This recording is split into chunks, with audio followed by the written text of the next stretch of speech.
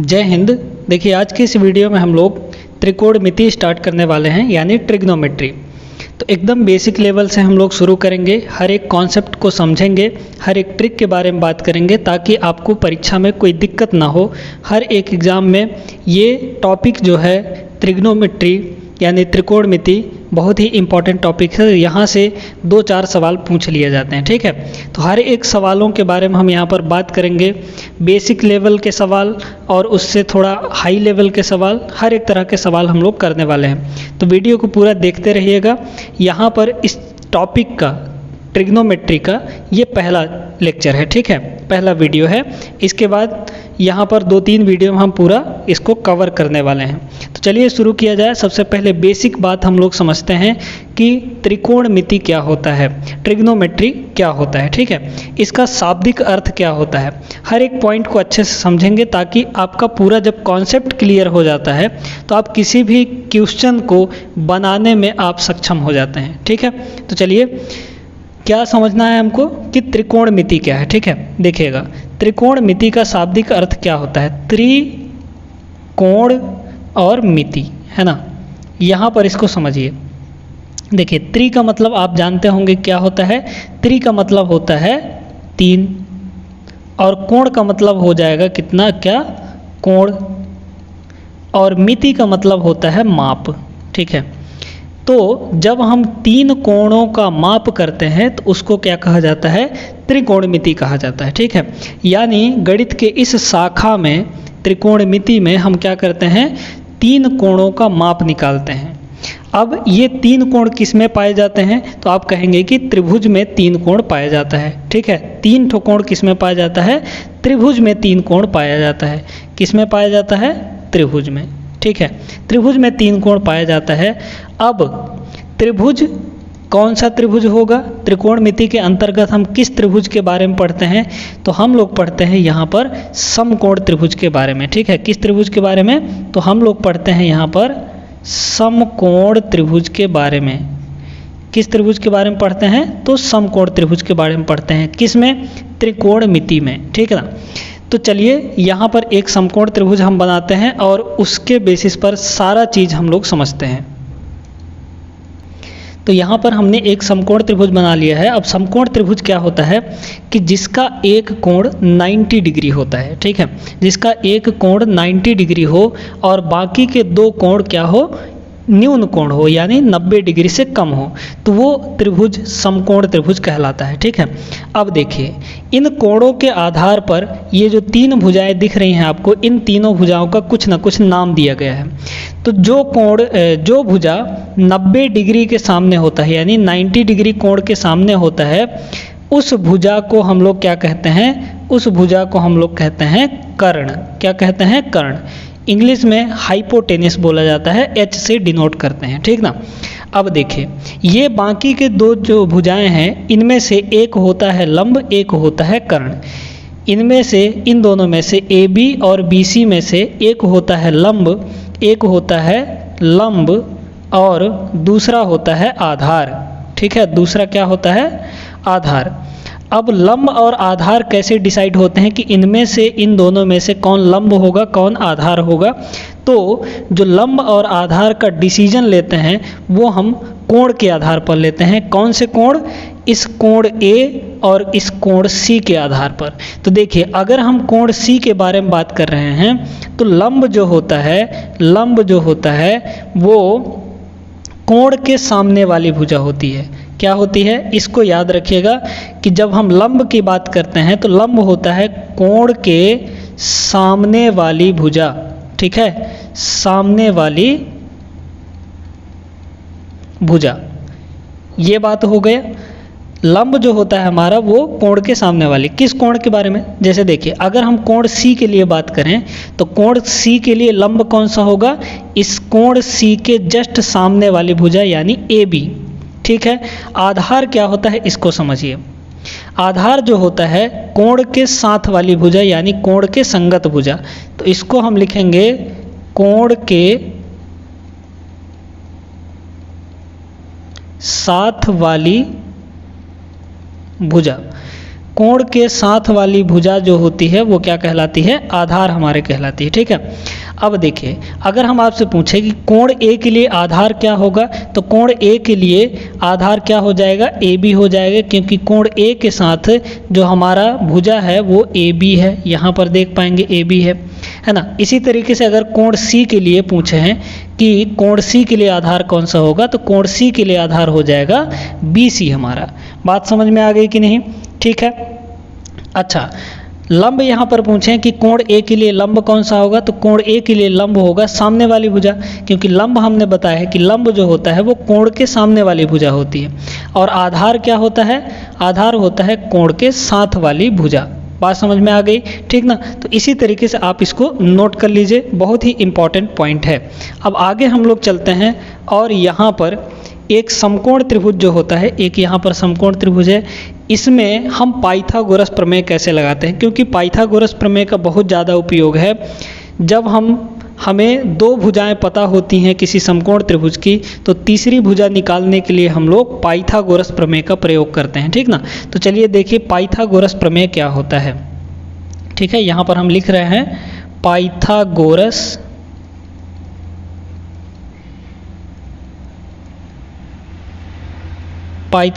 प्रमेय।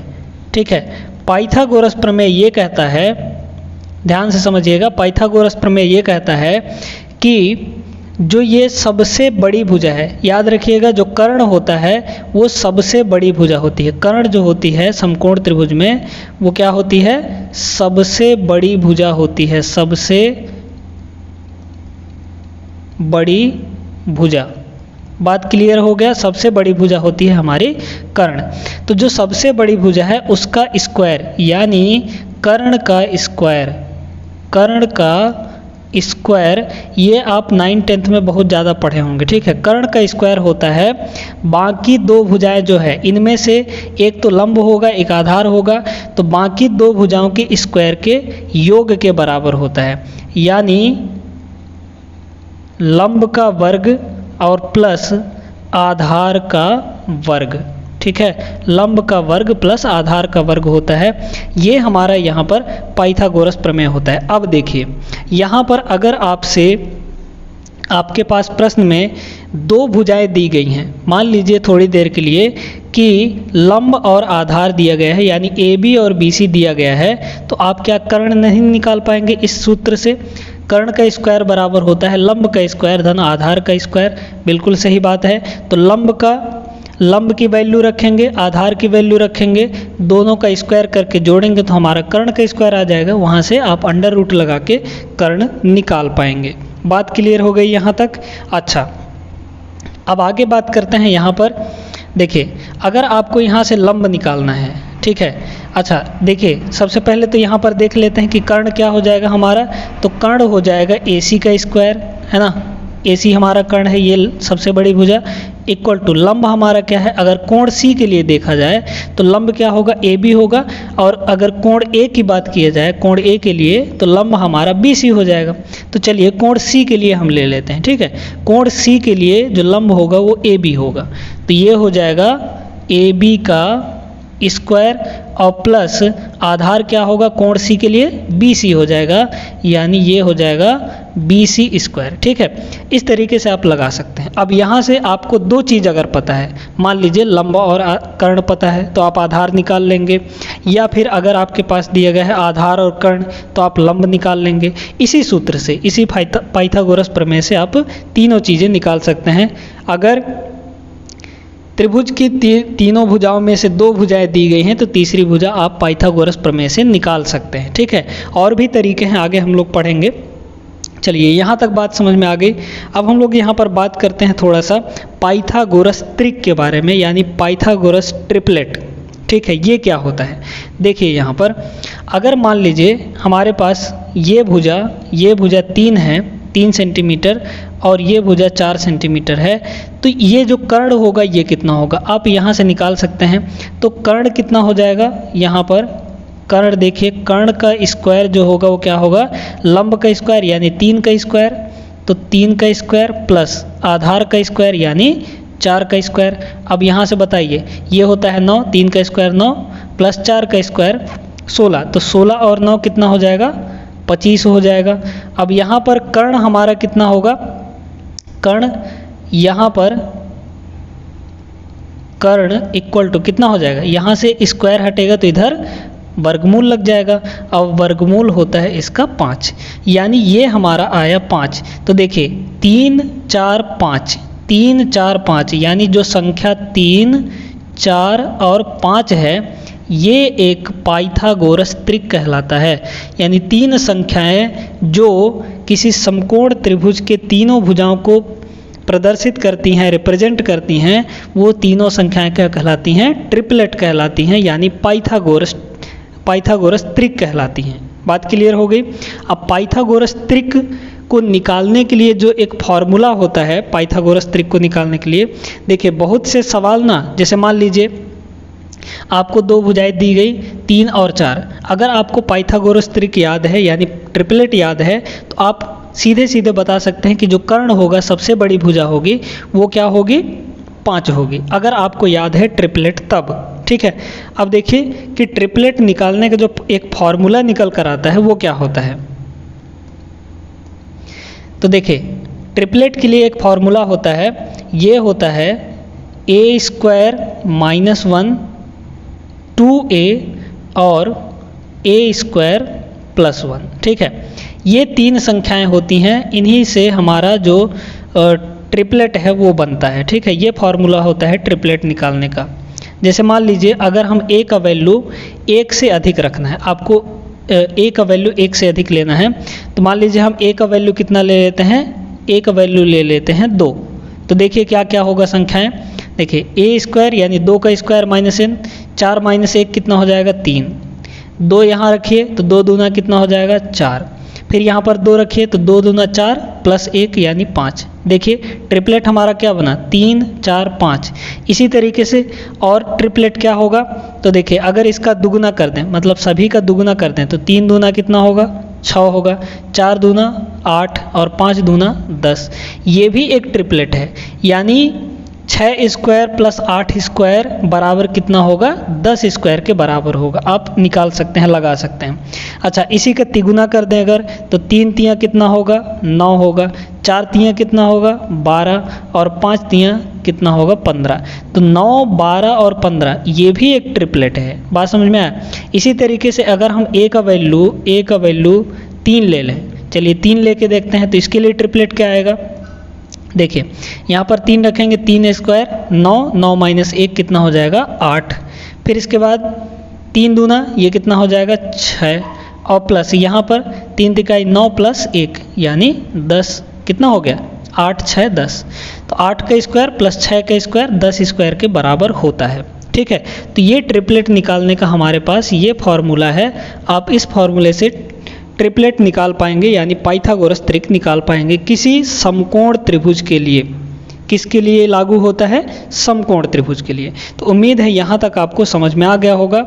अब हम आगे चलते हैं, जो कि बहुत ही इम्पॉर्टेंट टॉपिक है आपका त्रिकोणमितीय अनुपात। ये क्या होता है इसके लिए हम समझते हैं कि एक जो हमारा समकोण त्रिभुज है उसमें बाकी के जो दो हमारे कोण हैं समकोण को छोड़कर बाकी के जो 2 कोण हैं उनके हिसाब से कैसे हमारा अनुपात बनता है, कैसे भुजाओं का अनुपात होता है, उस चीज़ को हम लोग समझते हैं।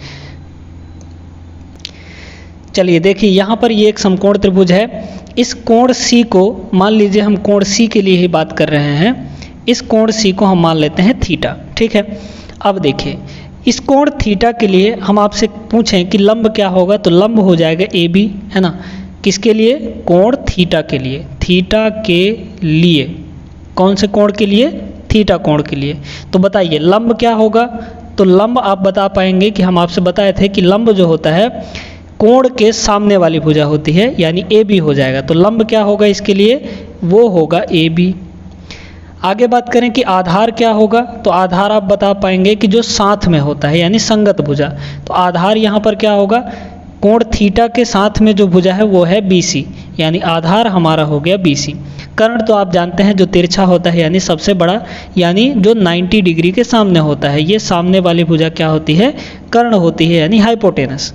ठीक है। अब कोण थीटा के लिए जो हमारा लंब होगा यानी परपेंडिकुलर वो P होगा, यहाँ AB होगा, और जो बेस होगा यानी आधार वो BC हो जाएगा, यानी ये हो गया B हमारा बेस, ठीक है, बेस। अब यहाँ पर हमारे पास 3 भुजाएं हैं, देखिए कौन कौन से, P है यानी परपेंडिकुलर जो हमारा लंब है, और बेस है हमारा यानी आधार है, और हमारे पास कर्ण है। अब इन 3 भुजाओं से आप बताइए कि 2 भुजाओं को लेकर हम कितने अनुपात बना सकते हैं, है ना। तो पहला तो PB का अनुपात बना सकते हैं, PH का अनुपात बना सकते हैं, BH का अनुपात बना सकते हैं, और यहाँ पर टोटल 6 अनुपात बनते हैं, और इन्हीं अनुपातों को हम लोग क्या कहते हैं, त्रिकोणमितीय अनुपात। ठीक है, बात समझ में आई। चलिए एक एक करके सबके बारे में बात करते हैं, त्रिकोणमितीय अनुपातों के बारे में। पहला जो अनुपात है वो है साइन थीटा। अब थीटा क्या है, इस कोण के बारे में बात कर रहे हैं। जिस कोण के बारे में बात करेंगे हम यहाँ पर, वो यहाँ पर लिखा जाएगा। ठीक है, जैसे हम आपसे कहें अगर कि साइन ए, तो किस कोण के बारे में, आपको तुरंत ध्यान में आना चाहिए कि ए के बारे में बात हो रही है। अब देखिए यहाँ पर आपको वो लंब बटे कर्ण, आधार बटे कर्ण, ये सब याद करने की ज़रूरत नहीं है। हम यहाँ पर छोटा सा ट्रिक आपको बता रहे हैं, sine theta, cos theta, tan theta, इनको याद करने का। ठीक है, साइन सामने देखिए, साइन का मतलब होता है सामने वाली, साइन सामने, ऐसे याद कर सकते हैं, उसके नाम से ही पता चल रहा है साइन सामने। ठीक है, तो साइन सामने वाली भुजा, तो किसके सामने वाली, यानी थीटा के सामने वाली, जो यहाँ पर कोण होगा ना उसके सामने वाला। तो साइन में हमको सामने वाली भुजा लेना है, वो भी कोण के, इस कोण के, जो कोण यहाँ पर होगा। ठीक है, तो थीटा कोण के सामने कौन सी भुजा है, यहाँ पर ए बी है, तो साइन थीटा हो जाएगा ए बी, और बटे में साइन के साथ नीचे में कर्ण होता है हमारा, तो कर्ण क्या है, ए सी है, तो ये हो गया ए सी। अच्छा, इस ए बी का मान कितना है, पी है, यानी हमारा परपेंडिकुलर है, बाई ये हमारा एच है।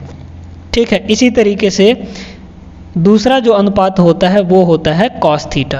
अब कॉस थीटा क्या होगा, तो देखिए यहाँ पर इसको भी आप थोड़ा ट्रिक से याद करिए। साइन को तो हमने साइन सामने ऐसे याद कर लिए, कॉस को, इसमें को आ रहा है ना, तो आप ऐसा समझ सकते हैं जैसे अगर किसी एक्टर के साथ कोई एक्टर काम कर रहा है तो उसको क्या कहा जाता है, को एक्टर, है ना, को एक्टर कहा जाता है।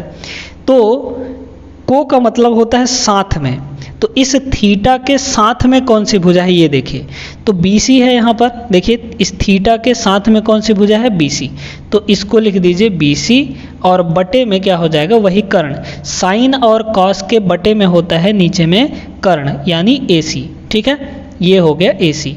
अब यहाँ पर BC हमारा किसके बराबर है, यानी बेस है हमारा, और ये हो जाएगा हमारा हाइपोटेनस यानी कर्ण। इसके बाद तीसरा अनुपात जो आता है वो होता है टेन थीटा, वो टेन थीटा। अब देखिए टेन थीटा जो होता है वो सीधे सीधे सामने वाला बटा साथ वाला, इसको आप ऐसे याद कर सकते हैं, टेन मतलब सामने की भुजा बटे साथ की भुजा। तो सामने, थीटा के सामने कौन सी भुजा है, AB है, तो ये हो जाएगा AB, और बटे साथ की भुजा कौन सी है, BC, तो AB बटे BC, ये हो जाएगा, AB हमारा है P, और ये हो जाएगा B। ठीक है, ये 3 हमारे अनुपात निकल कर आ गए यहाँ पर। अब 3 ही अनुपात और होते हैं, तो तीनों अनुपातों के बारे में और बात करते हैं। देखिए अब अगर हम इन दोनों को उल्टा कर दें, यानी AC बटा AB लिखें, तो AC बटा AB हमारा होता है कॉसेक थीटा, यानी साइन का उल्टा जो होता है वो होता है कॉसेक थीटा। ठीक है, साइन का उल्टा कॉसेक थीटा होता है, तो इसको उल्टा कर दीजिए, यानी AC बटा AB हो जाएगा, AC बटा AB। ठीक है, AC बटा AB, यानी इसको हम कह सकते हैं कि कर्ण बटा लंब हो जाएगा। समझ में आया, यहाँ पे लंब बटा कर्ण है, यानी परपेंडिकुलर बाई हाइपोटेनस। ठीक है, तो इसको क्या कहेंगे, उल्टा करेंगे तो हमारा कर्ण बटे लंब हो जाएगा, कॉसेक। अच्छा, कॉस का उल्टा जो होता है वो होता है सेक थीटा। क्या होता है, सेक थीटा। अब सेक थीटा में इसको उल्टा कर दीजिए, यानी ये कितना हो जाएगा, AC बटा BC। इसी तरीके से अगला जो हमारा अनुपात है, छठा अनुपात, वो है कॉट थीटा, यानी टेन का उल्टा। टेन का उल्टा यानी BC बटा AB हो जाएगा BC बटा AB। ठीक है, यानी ये है लंब बटा आधार, तो कॉट जो होगा वो हमारा आधार बटा लंब हो जाएगा, आधार बटा लंब। आधार क्या है BC और लंब हमारा AB है। ठीक है, तो यही 6 अनुपात होते हैं ट्रिग्नोमेट्री में, त्रिकोणमिति में यही 6 अनुपात होते हैं। और इन 6 अनुपातों को हम लोग क्या कहते हैं, त्रिकोणमितीय अनुपात या त्रिकोणमितीय निष्पत्ति। बात समझ में आ गई।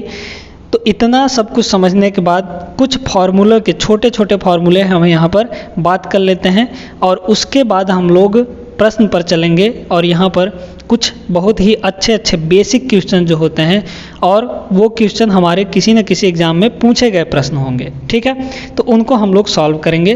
तो चलिए यहाँ पर कुछ 2-3 फार्मूले देख लेते हैं, बेसिक फार्मूले। देखिए, सबसे बेसिक जो पहला फार्मूला होता है वो इसको याद कर लीजिए कि जो tan थीटा होता है वो होता है क्या, साइन थीटा और बटे कॉस थीटा। ठीक है, ये सारी चीज़ें आपको मैट्रिक में पढ़ाई जाती हैं। ठीक है, जब हम 9वीं 10वीं पढ़ते हैं वहाँ पर ये सारी चीज़ें आपको पढ़ा दी जाती हैं। भले आपको याद नहीं रहता है, लेकिन हम यहाँ पर बता रहे हैं। देखिए, tan थीटा साइन थीटा बटा कॉस थीटा होता है, ये याद रखिएगा। दूसरा जो फॉर्मूला है वो होता है कि कॉसेक थीटा को हम उल्टा लिख सकते हैं साइन का, यानी कॉसेक थीटा इक्वल टू कितना हो जाएगा, कॉसेक थीटा इक्वल टू हो जाएगा 1 बटा साइन थीटा। इसी तरीके से सेक थीटा को हम क्या लिख सकते हैं, 1 बटा cos theta. Sec theta equal to कितना हो जाएगा, 1 बटा कॉस थीटा। ठीक है, इसी तरीके से हम कॉट थीटा को हम tan का उल्टा लिख सकते हैं, यानी कॉट थीटा इक्वल टू हो जाता है हमारा tan थीटा। ठीक है, तो ये थोड़े से बेसिक हमारे जो फॉर्मूले होते हैं इनको याद रखिएगा। यहाँ पर आप उल्टा भी कर सकते हैं। देखिए, साइन थीटा को इधर ले जाएंगे, कॉसेक थीटा को नीचे ले आएंगे, तो हमारा साइन थीटा इक्वल टू 1 बटा कॉस थीटा हो जाएगा। यानी कॉसेक और साइन एक दूसरे के उल्टे होते हैं। बात समझ में आया? अच्छा, उसी तरह सेक थीटा और कॉस थीटा ये भी एक दूसरे के उल्टे होते हैं, और साथ में कॉट थीटा और tan थीटा ये भी एक दूसरे के उल्टे हो जाते हैं। ठीक ना, तो यहाँ तक उम्मीद है कि आपको समझ में आ गया होगा। अब हम लोग आगे चलते हैं और कुछ इम्पॉर्टेंट क्वेश्चंस की बात करते हैं। बेसिक थ्योरी हमने जो कॉन्सेप्ट था सब कुछ हमने यहाँ पर समझ लिया है। चलते हैं प्रश्नों पर। तो पहला प्रश्न देखिएगा, यहाँ पर एकदम बेसिक सा सवाल है, क्योंकि बेसिक सवाल भी कभी कभी एकदम पूछ देता है आपके, जैसे ग्रुप डी हो गया, इन सब में पूछ देता है। तो देखिए क्या दिया है, साइन थीटा इक्वल टू 4/5 है ना। क्या दिया है, साइन थीटा इक्वल टू 4/5, 4/5। अब आपको पता होगा कि साइन थीटा क्या होता है, तो लंब बटा क्या होता है, कर्ण। ठीक है, लंब बटा कर्ण होता है, यानी थीटा के सामने वाली भुजा और बटे कर्ण। तो ये क्या हो गया हमारा, ये हो गया लंब और ये हो गया हमारा कर्ण। ठीक है, ये हो गया हमारा कर्ण। तो यानी लंब की वैल्यू 4 है, कर्ण की वैल्यू 5 है। तो यहाँ पर आप ट्रिपलेट पढ़े होंगे, या तो आप सीधे सीधे पाइथागोरस प्रमेय का प्रयोग करके आप यहाँ पर आधार निकाल पाएंगे। ठीक है, आधार निकाल सकते हैं। चलिए बेसिक बता ही देते हैं। देखिए, कर्ण का स्क्वायर किसके बराबर होता है, लंब का स्क्वायर प्लस आधार का स्क्वायर। तो कर्ण का स्क्वायर हमारा कितना हो जाएगा, 5 का स्क्वायर बराबर लंब का स्क्वायर यानी 4 का स्क्वायर प्लस आधार हमको नहीं दिया है यानी बेस का स्क्वायर। ठीक है, ये पाइथागोरस प्रमेय है। 25 ये हो जाएगा 25 और ये 16 है, 16 इधर आएगा, यानी 25 माइनस कितना हो गया 16, 16 बराबर ये हो जाएगा बी स्क्वायर। यहाँ पर 25 माइनस 16 करेंगे तो 9 आएगा, 9 बराबर बी का स्क्वायर हुआ, यानी बी का वैल्यू हमारे पास कितना आ जाएगा, 3 आ जाएगा। बी हमारा यानी बेस जो हमारा आधार होता है, ये क्या है, आधार है। ठीक है, ये आधार हमारे पास आ गया 3। क्यों आया, क्योंकि इसको स्क्वायर को इधर ले जाएंगे तो ये वर्गमूल लग जाएगा। बेसिक सी बात है। चलिए, या तो आपको ट्रिपलेट याद होगा कि लंब आधार और कर्ण, है ना, लंब आधार और कर्ण। आप जानते हैं कि अगर ऐसा कुछ है 3 4 तो ये हो जाता है 5। देखिए है कि नहीं, लंब और आधार आपस में बदलते रहते हैं, उसका कोई दिक्कत नहीं है। ठीक है, तो 3 और 5, 3 और 5 यानी लंब और कर्ण हमको दिया गया है, तो आधार कितना हो जाएगा, 4 हो जाएगा। ठीक है, इस तरीके से। या फिर देखिए लंब यानी ये 4 और 5 दिया है, तो हमको जो भी निकालना है वो क्या हो जाएगा, 4 हो जाएगा। ट्रिपलेट से आप पता कर सकते हैं, अगर आप ट्रिपलेट याद है आपको तो आधार आप तुरंत बता सकते हैं कि 4 होगा। ठीक है, तो आधार हमारे पास कितना आ गया, 3 आएगा। ठीक है, 3 आएगा। कितना आएगा, 3 आएगा। चलिए अब यहाँ पर हमारे पास आधार कितना आ गया, 3 आ गया। तो हमको क्या पूछ रहा है कि कॉस थीटा का मान क्या होगा, कॉस थीटा का मान क्या होगा। तो यहाँ पर कॉस थीटा आप जानते हैं कॉस क्या होता है, 7, और 7 वाली भुजा क्या होती है, आधार होती है। तो ये हो जाएगा आधार बटा में कॉस के बटे में भी हमारा होता है कर्ण। अब आधार कितना आया है, 3, तो 3 और बटे यहाँ पर कर्ण हमारा क्या है, 5 है, तो 3/5 हो जाएगा इसका आंसर। यानी कॉस थीटा की वैल्यू कितनी आ जाएगी, 3/5। यहाँ पर आपको याद कर लेना है कि 3, 4, 5 होता है, ये हमारा ट्रिपलेट होता है। बात समझ में आ गई। ऐसे ही आगे और सवाल होंगे, उनको भी हम लोग ऐसे करेंगे। ठीक ना। चलिए दूसरे नंबर पर चलते हैं। दूसरा प्रश्न देखिए यहाँ पर, और हाँ इन सभी प्रश्नों का जो हम यहाँ पर करवा रहे हैं, इन सभी प्रश्नों का जो PDF है वो आपको टेलीग्राम चैनल पर मिल जाएगा, और टेलीग्राम चैनल का लिंक आपको डिस्क्रिप्शन बॉक्स में दिया गया है। वहाँ पर जाके आप सभी जो यहाँ पर प्रश्न हम करवा रहे हैं इनका आप PDF प्राप्त कर सकते हैं। देखिए दूसरा प्रश्न, tan थीटा इक्वल टू हमारे पास दिया है, यहाँ पर क्या दिया गया है, ये दिया गया है 3/4। ठीक है, इसको बेसिक मेथड से करेंगे, इसके बाद आगे चलेंगे तो जब हम फार्मूले पढ़ लेंगे ना, हर एक चीज़ फार्मूला, तो वहाँ पर इसको तो आप देख के भी 2 सेकंड 3 सेकंड में बता सकते हैं कि कितना होगा इसका आंसर। तो चलिए बेसिक मेथड से हम यहाँ पर करने वाले हैं। तो देखिए tan थीटा इक्वल टू कितना दिया है, 3/4। अब tan थीटा क्या होता है, सामने वाला बटा साथ वाला, सामने वाला हमारा क्या होता है, लंब, तो ये हो गया हमारा लंब, और ये हो जाएगा क्या, साथ वाला यानी आधार। ठीक है, तो लंब और आधार हमको पता है, तो 3, 4 ट्रिपलेट से देखिए 5 यानी हमारा कर्ण हो जाएगा। तो यहाँ पर आप बता सकते हैं कि जो कर्ण होगा, कर्ण वो डायरेक्टली आप 5 बता सकते हैं ट्रिपलेट से। ट्रिपलेट आपको पता होगा क्या क्या होता है, 3, 4, 5। लंब और आधार दिया हो तो हमारा जो कर्ण होता है वो 5 आता है ट्रिपलेट से। ठीक है, अगर आपको ट्रिपलेट याद है तो, नहीं याद है तो आप पाइथागोरस प्रमेय लगा के यहाँ पर कर्ण भी निकाल पाएंगे। बात समझ में आ गई। अच्छा, अब यहाँ पर कर्ण आ गया, तो हमको यहाँ पर 3 cos theta minus 4 cos cube theta का मान हमको पता करना है। तो देखिए यहाँ से cos थीटा का वैल्यू कितना हो जाएगा, पहले तो ये देखिए cos थीटा, cos मतलब साथ वाली भुजा, को साथ वाली भुजा यानी आधार होता है। तो आधार हमारा कितना है, 4, और बटे में इसके कर्ण होता है, कर्ण हमने निकाला है 5, तो ये 4/5 हो जाएगा। cos थीटा का वैल्यू यहाँ पर रख दीजिए, तो ये इसका जो वैल्यू है वो हो जाएगा 3 × cos थीटा यानी 4/5, ये हो जाएगा 4/5, और माइनस 4 × cos क्यूब थीटा। इसका मतलब है कि cos थीटा का क्यूब है। ठीक है, cos थीटा का क्यूब है यानी 4/5 का क्यूब है। तो यहाँ पर 4/5 का ये हो जाएगा क्यूब, बस यहाँ पर इसको ये हो जाएगा 12/5 माइनस, देखिए ये 4 का जो क्यूब होता है वो कितना होता है, 4 चौको 16, 16 चौको 64, 64 का गुणा आप 4 से कर दीजिए। तो 64 का गुणा जब हम 4 से करेंगे तो ये आ जाएगा, 64 का गुणा 4 से करेंगे तो आ जाएगा कितना, 256। ठीक है, 256 और बटे 5 का क्यूब यानी 125। ठीक है, अब यहाँ पर दोनों का एलसीएम कितना हो जाएगा, 5 और 125 का 125 हो जाएगा। तो देखिए ये हो जाएगा 25 पंचे 125 यानी 25 × 12, तो 25 × 12 कितना होता है बताइए, तो कितना हो जाएगा, 25 दाहम 250 और 25 दूना 50 यानी 300 हो जाएगा। तो यहाँ पर ये हो गया 300 माइनस यहाँ पर ये हो जाएगा 256, है ना, कितना हो जाएगा, 256 हो जाएगा। अब इसको आगे घटा देंगे तो 300 में 256 घटाएंगे तो आपके पास आ जाएगा 44 और बटे में क्या है 125 है, तो 44 बटा 125 इसका आंसर हो जाएगा। यहाँ पर ऑप्शन बी इसका करेक्ट आंसर हो जाएगा। तो उम्मीद है कि ये वाला क्वेश्चन भी आपको समझ में आ गया होगा। चलते हैं अपने तीसरे नंबर के सवाल पर। चलिए तीसरा सवाल देखते हैं। यहाँ पर ये थोड़ा सा आपको अटपटा दिख रहा होगा, लेकिन बहुत ही सरल सवाल है, बहुत ही आसान सा सवाल है। देखिए क्या दिया है, यदि tan थीटा इक्वल टू 1 है तो sine theta minus 2 cos theta बटे sine theta plus 3 cos theta का वैल्यू क्या होगा। तो देखिए tan थीटा का वैल्यू हमारे पास क्या दिया गया है, ये दिया गया है tan थीटा इक्वल टू 1 है, यानी 1 को हम 1/1 लिख सकते हैं। देखिए अब tan थीटा का जो हम फॉर्मूला आपको बताए थे वो क्या होता है, साइन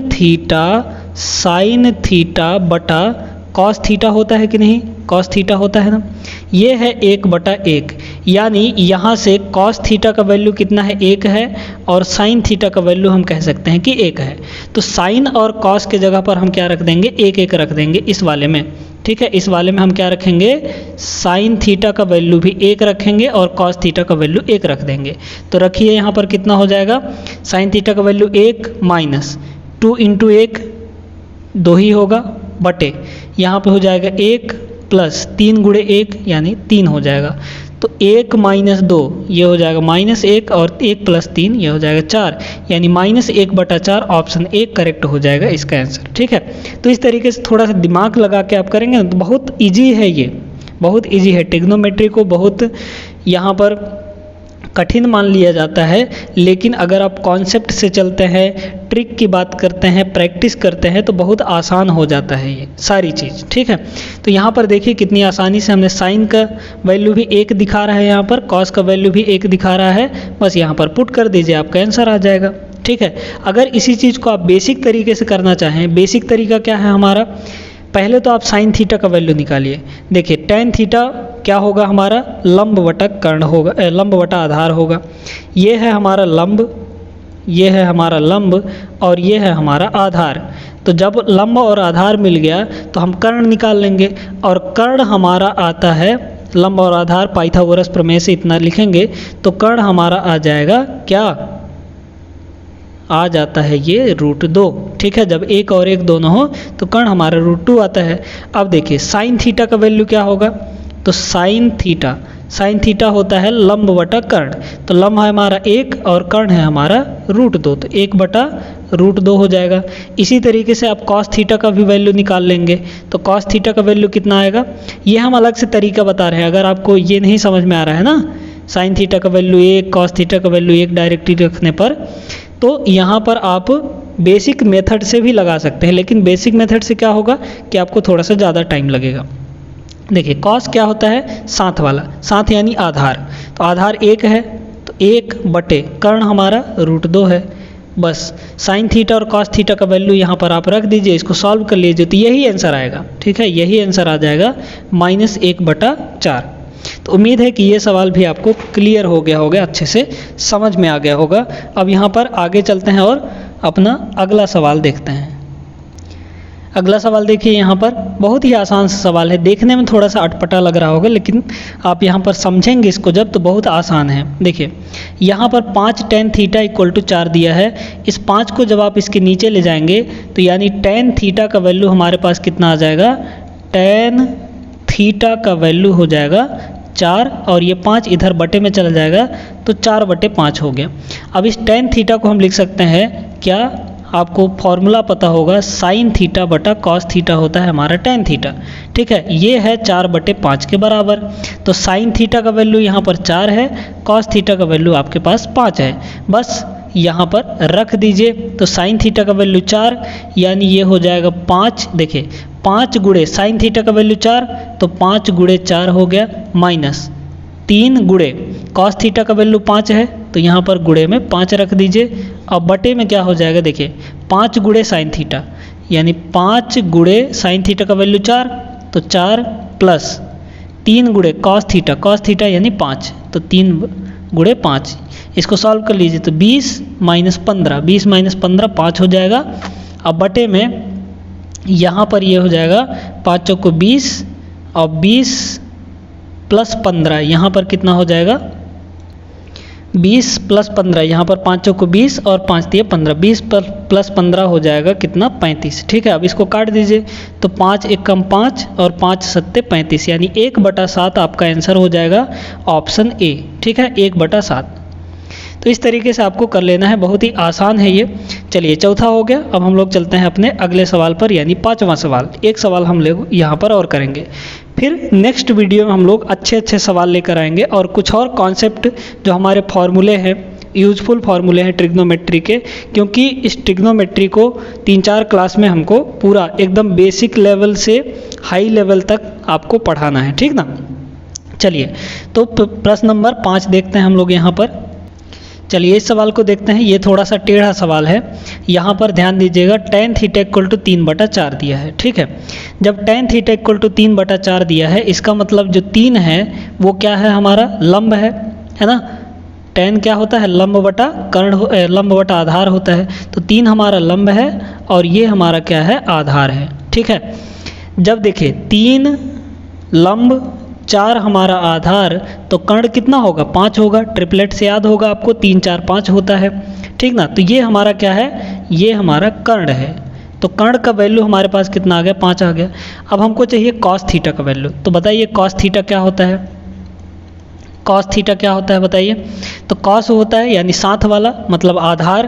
तो आधार आपके पास कितना है, 4 है। तो ये हो जाएगा 4 और बटे कॉस में कर्ण होता है बटे में। तो कर्ण हमारा क्या आया है, 5 आया है। 4/5 यहाँ पर रख दीजिए तो कितना हो जाएगा, वैल्यू देखिएगा, ये हो जाएगा अंडर रूट यहाँ पर समझिएगा 1 प्लस कॉस थीटा, यानी 1 प्लस कितना 4/5, और बटे में 1 माइनस 4/5, 1 माइनस 4/5। इसको आगे हल करेंगे तो कितना आ जाएगा देखिएगा, ये हो जाएगा 5 एकम 5 प्लस 4 यानी 9/5, 9/5 और बटे 5 एकम 5 माइनस 1, तो 5 माइनस 1 कितना होगा, 5 माइनस 4 सॉरी 5 एकम 5 माइनस 4 1 होगा, 1/5 आ जाएगा, 1/5। 5 से 5 कैंसिल हो गया, 9/1 यानी 9 होगा, यानी अंडर रूट 9, और इसका वैल्यू क्या होता है, 3 होता है। ऑप्शन सी आपका करेक्ट हो जाएगा। तो इस तरीके से अगर आपका कैलकुलेटिव पार्ट अच्छा है तो आप यहाँ पर कुछ ही सेकंड में इस सवाल को कर पाएंगे। ठीक ना। तो उम्मीद है कि यहाँ पर जो 5 प्रश्न हम आपको करवाए हैं और जो पूरा कॉन्सेप्ट आपको समझाए हैं वो एकदम अच्छे से समझ में आ गया होगा। तो आज की इस वीडियो में बस इतना ही। ये हमारा पहला वीडियो था ट्रिग्नोमेट्री के ऊपर। आगे के वीडियो में हम लोग अच्छे अच्छे सवाल करने वाले हैं अपने कल के वीडियो में। ठीक ना। तो चलिए, अगर वीडियो अच्छी लगी हो तो वीडियो को लाइक कर दीजिए, चैनल को सब्सक्राइब कर लीजिए अगर आप चैनल पर नए हैं तो। मिलते हैं नेक्स्ट वीडियो में, तब तक आप सभी अपना ख्याल रखिए। और हाँ, यहाँ पर जितने भी प्रश्न हम करवाए हैं उनका PDF आपको टेलीग्राम चैनल पर दे दिया जाएगा, वहाँ पर जाके आप PDF डाउनलोड कर सकते हैं। ठीक ना। तो चलिए फिर मिलते हैं नेक्स्ट वीडियो में, तब तक आप सभी अपना ख्याल रखिए। जय हिंद।